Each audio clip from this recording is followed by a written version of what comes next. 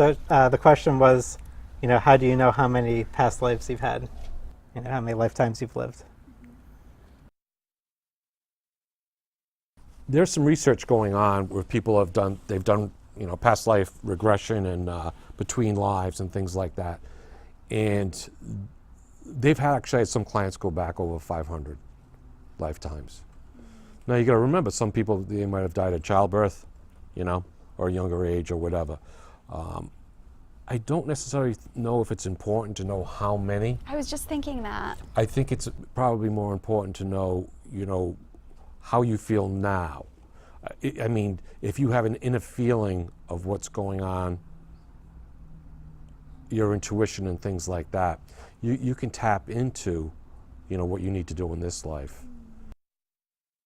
And the great thing is, because we're all connected, your soul is connected to all the souls, and until you get back to all that is, God, source, whatever you want to call it, we're all connected. So I wouldn't even worry so much about your past lives, but tap into the energy of someone that you want to emulate.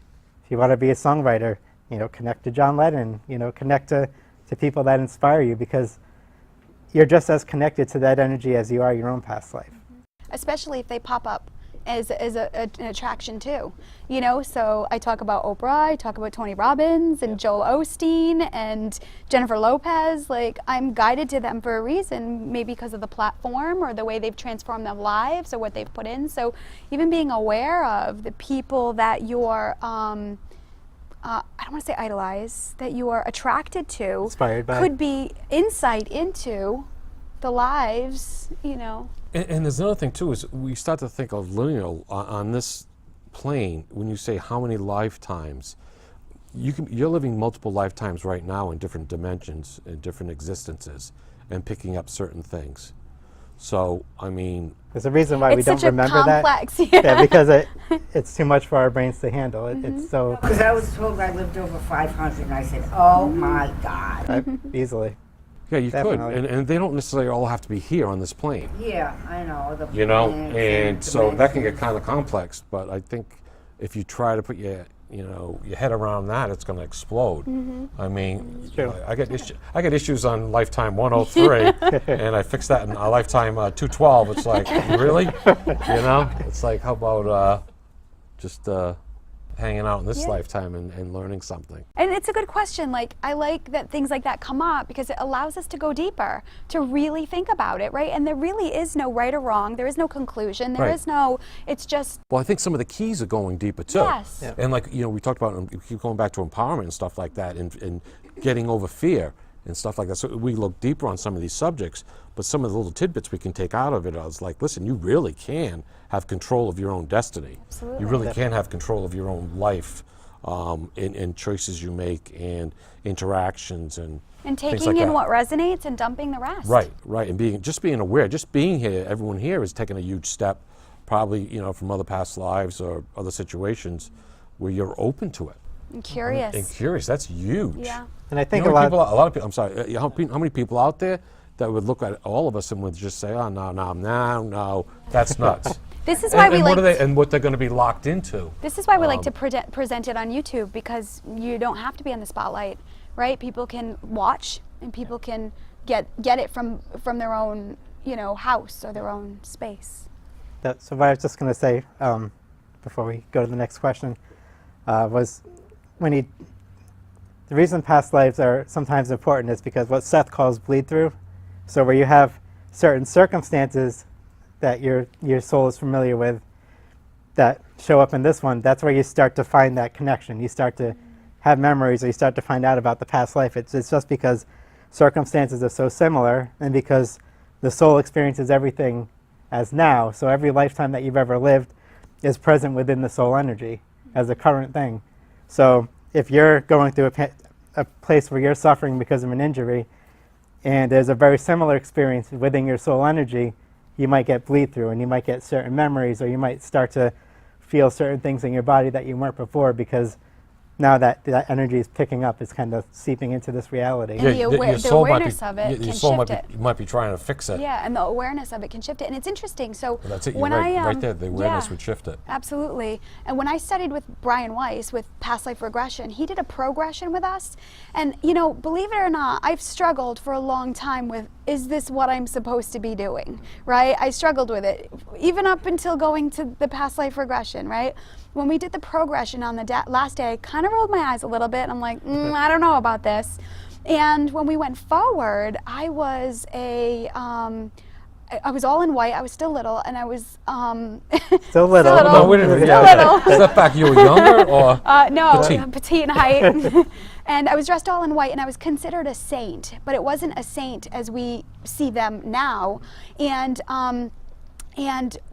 You I weren't was gonna- you still weren't gonna be doing- martyred? No, No. no. So what kind of but saint? I was still a teacher. It was like a teacher, but Okay. like a high. Okay. But they used the word saint, and I was teaching somebody about spirituality and life. And for me, it was like a light bulb. Like, I'm doing this like 500 years in the future.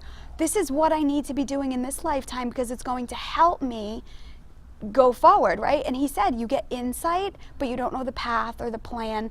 And he did a lot of a consensus. And one of the general consensus were that we communicated telepathically, that the population was less, and that there were lots of places that we couldn't go anymore. So for me, it gave me insight saying, hey, if I want to visit someplace or I want to see something in this lifetime, I'm going to do it. You know, if I'm going to really embrace this life, I'm really going to dive into this healing work and this intuitive, if this is what I'm doing in forward. So, and I know things can shift, but for me, it unlocked a key to say, hey, this is it. Like, you're doing it. Have fun with it and enjoy it. Yeah, because Absolutely. you're Do you know building what I on mean? what you're going to be doing later on. Yes. And they're starting to, you know, actually the conference is thinking about changing the whole afterlife name because it's a continuation. There's no before life, life, and afterlife. Still It's life. It's life. It's a continuation. And that's a good example. So things that we're learning now and things that we're doing, we're going to be building on afterlife. So You like know what I choose mean? your soul, like choose your husbands and wives and your coworkers and the people that you want to be with, right? If you are integrating into that in the future, right? Like, I want to be surrounded by positive, happy, loving, Or work on supportive yourself. people. Exactly, and match that, right? Instead of staying with the people who are hurting me and abusing me and taking advantage of me, right? Well, what happens if you're here to play that part? I'm not. Not me. I'm not. Maybe I am in other, but yeah, I get it. Well, I think if you Yeah. got to a certain level where you get more advanced, you might come back and play that part. Yeah, absolutely. That's absolutely. where it gets like wicked Yeah. wild. But the important word is play, Yeah. because it's all play for the soul. It's not like no one's here to suffer. No one's here to go through pain. Struggle and You're hurt. supposed to see things you don't like so that you push forward and progress into things you do want. You know, that's how growth happens. But it's never supposed to be suffering for anybody. No. It's supposed to be But playful. but then it plays out as suffering. Well, that's because things get progressively worse over time. So like I said, like I should have left that relationship after 8 years because of my fear and because I knew it. I knew it wasn't right, but I stayed 5 more years and it got progressively worse and I was So suffering. you needed that to go where you are I now. did, and I have to say, people like that have come into my life since and it doesn't last because I recognize Do you it. think like certain really, you know, a lot of suffering creates opportunity for growth of love and compassion? Like, I think suffering is just allowing its discomfort to such a high degree that it becomes suffering. But Right. I think that you can have the same growth without getting to the suffering. If you make the changes when you get to the No, discomfort. I'm talking about like a tragedy or something like that.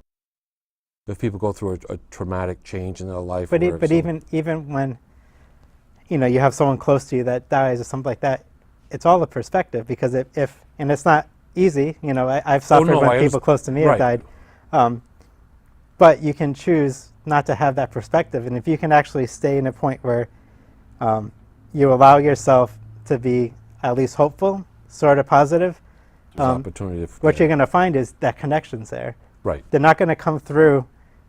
You're not going to feel them coming through when you're in a bad place, and you know. Right, and that's why you see some people that go through horrific situations, and they're centered, and they're spiritual, and they're just it's amazing how they cope. Now, what about physical suffering?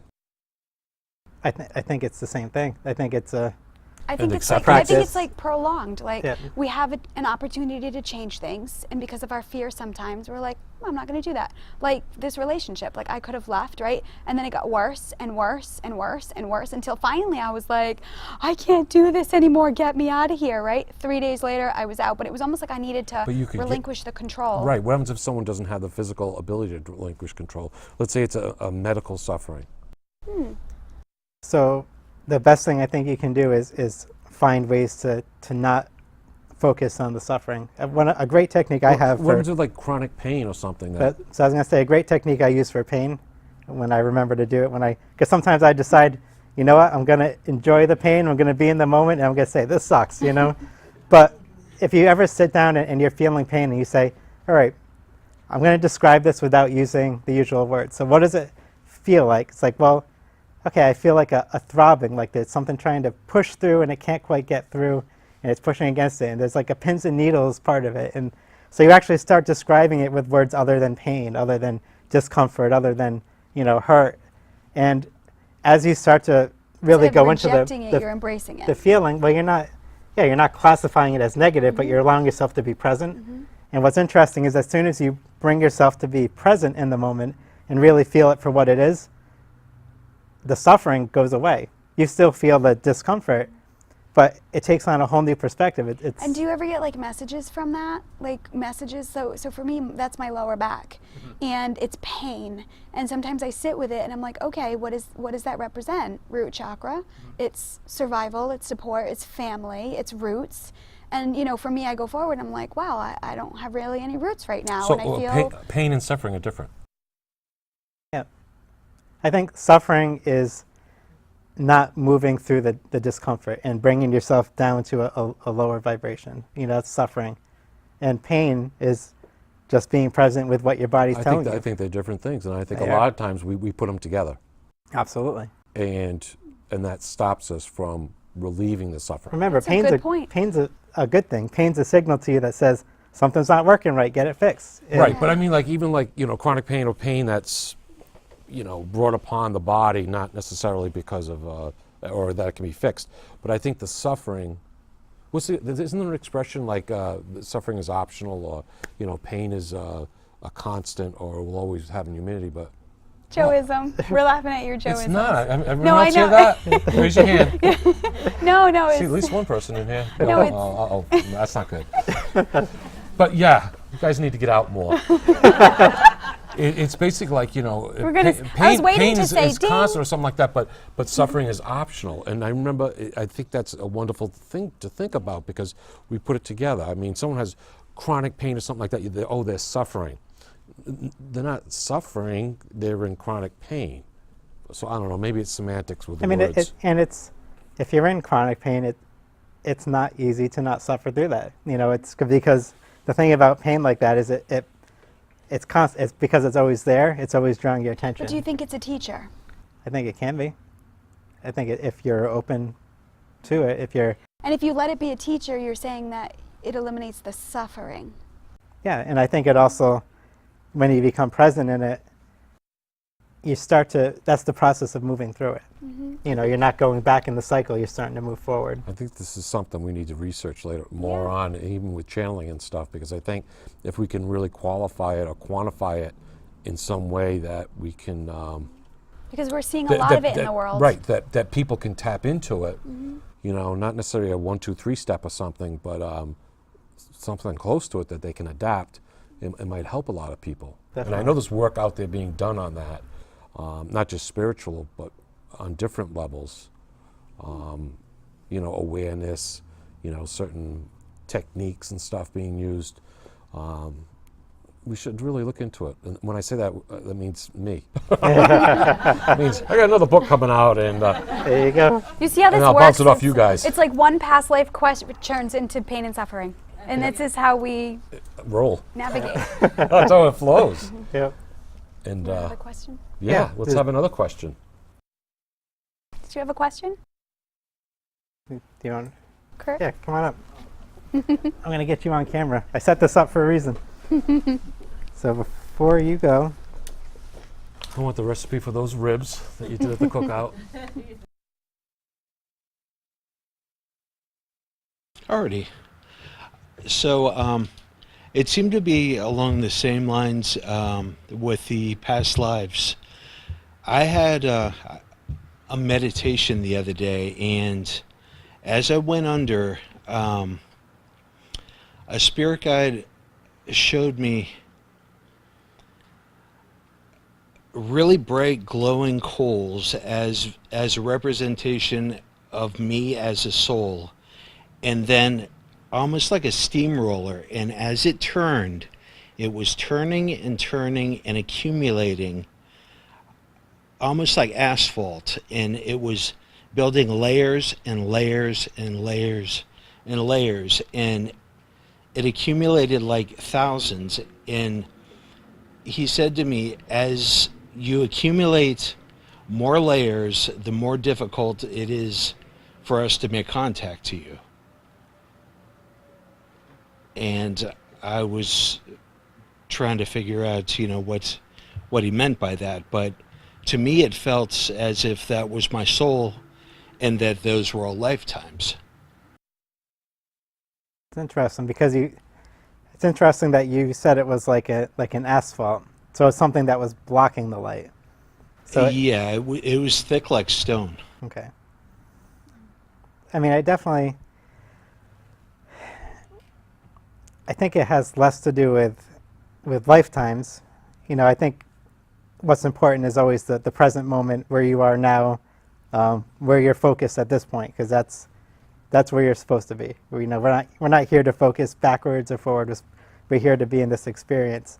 I do think that life experiences, if you get caught up in them, and as you're going through life, if you're picking up all this junk, all these other perspectives, all these people that are saying you should be doing this or you should be doing that, and a society that says this is okay and that's not okay, as you pick up that stuff, it starts to hide the freedom of who our soul is. It's the baggage. You're carrying baggage. You just probably, after every lifetime, you just bring it with you instead of leaving it at the door. We all build like an onion, layers and layers. And we all have a tendency to carry junk around with us all the time. And I think we do come in with a residual for a reason. Right. It's part of who we are. It's part of our essence, Kind right? of a kickstart. But it's true. Yeah, it's true. Where over time it creates these layers, of experiences, right? And we can sometimes lose our way, right? And I think this is what happens to a lot of people sometimes, is they farther and farther away from the light, and then they struggle with finding their way back. Who am I? And I think this is why we have a lot of people who are struggling with addictions and struggling with where do I fit, because it's like we're finding even like, I mean like drugs and alcohol, but also shopping and materialism and TV, and it's part of those layers, because you said at one point there were holes, right, with light at some point? In the center Okay. And then around it were all these were the different layers. And so it's like that soul is always at the core, right? It's always centered. I think you're Yeah. letting go. I think it is letting go. That's the whole thing. Is like you look at it like having a review, afterlife review or something, and you just look at it and see what you can learn from it, but then let it go.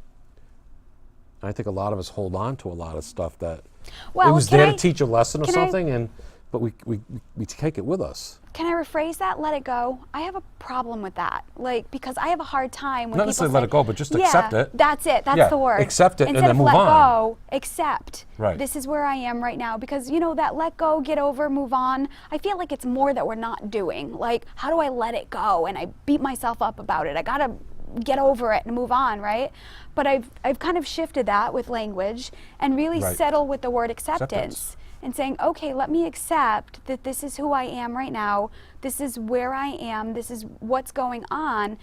We may not like it, but if we can accept that, from there, I believe it raises the vibration to open up doors for more insight to come in. I think Do that's you know what I huge. mean? It is, because in anything where they teach you with like addiction or getting over abuse or anything else, you say, or especially post-traumatic stress, you could say, oops, still on. You could say, okay, I was in a war situation, and I accept that, and I accept what happened, but now I'm moving on. It doesn't mean it's okay. It doesn't mean it's okay, right? It doesn't It mean just it's means okay. like, okay, from this point right now, I can't change that. Right. And from this point right now, I can accept that this is what's happening, and how do I move forward from it, one step at a time? And how do I make those changes and those minor adjustments to get where I want to be? So you see where opening up that space kind of allows your vibration to raise, to open up to the possibilities of the next step. And have another talk with your guide. Do another meditation, say, I want to specifically get some more insight about this particular thing. And no more accumulation. And I think, I think the that's great other, for everyone. ding, yes. I think the other thing is- we're all like hoarders look of at emotional that. junk. Yeah, Look at that said shape that. though of everything that's there, and you said that you could see the light in the center, and then there was all this junk on the outside, and so there's two ways of perspective. You can, because you encompass the whole of it. So are you going to be looking at the junk from the perspective of the light, being that centered being, and being able to look at it and see it for what it is, or are you looking from the outside with all the junk, and the light looks like it's far away and you can barely see it? And it's all about, if you can center yourself and bring yourself centered, all that other stuff falls away, and your connection's going to be spot on perfect. And if you get all that heat and building up in the middle, that can melt blacktop. So I mean, you can do all sorts of things. I'd sit down with your guide and say, hey, stop It's with great the stop with the insight, though. Pictionary, and let me know a little bit better. Which is, it's true. I mean, we talk to our guides and stuff, like, enough with the hieroglyphics and all the stuff with the, and they'll give it to you. They'll let you know Yeah. what it means. Absolutely. I appreciate it. Thank Does you. that make more sense? Okay, can you take from that? Yes, it does. Thank you. Good. Thank you. Thank you. Thanks, Kurt. Now go sit down. Hi, everybody. If you like what you watched, please subscribe on YouTube and like us on Facebook. And check out our website at alwaysconsiderthesource.com. Hey, if you want us to come out to your location and do a live setup, we'd love to do that. Continue to send in your questions, and we look forward to interacting with you. And remember, always consider the source.